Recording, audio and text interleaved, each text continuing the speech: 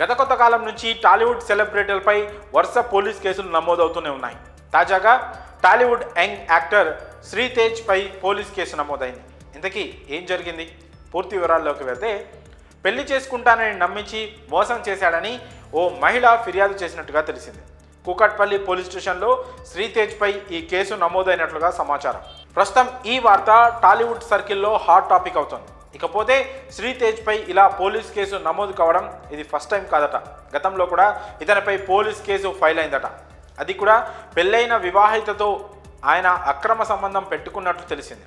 ఇక ఆమె ఓ private bank senior employee భార్య అట. ఇక అంతేకాదు, వీరిద్దరి అక్రమ సంబంధం తెలుసుకున్న ఆ ఎంప్లాయీ పాపం గుండెపోటుతో మరణించినట్లు తెలిసింది. ఈ ఘటనలో కూడా శ్రీతేజ్ పై మాదాపూర్ పోలీస్ స్టేషన్లో కేసు నమోదు కావడం షాకింగ్ విషయం.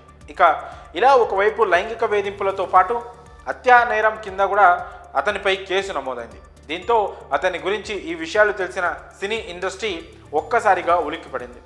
ఇదిలా ఉండగా నేరారోపణల కారణంగా శ్రీతేజ్ పై BNS 69, 115 సబ్సెక్షన్ 2, 318 సబ్సెక్షన్ 2 సెక్షన్ల కింద పోలీసు కేసు నమోదు చేసినట్లు తెలుస్తోంది.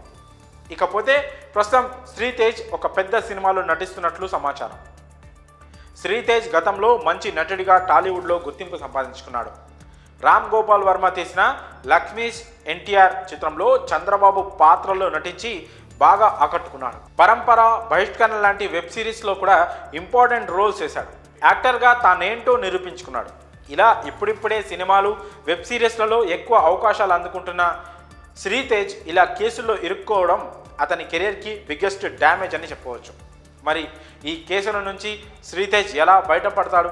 అసలు వీటిల్లో ఎంత మాత్రం నిజం ఉందో తెలియాలంటే శ్రీతేజ్ నోరు విప్పేదాకా ఆగాల్సిందే. మరి ఈ ఘటన గురించి మీ అభిప్రాయాలను కామెంట్స్ రూపంలో తెలియజేయండి.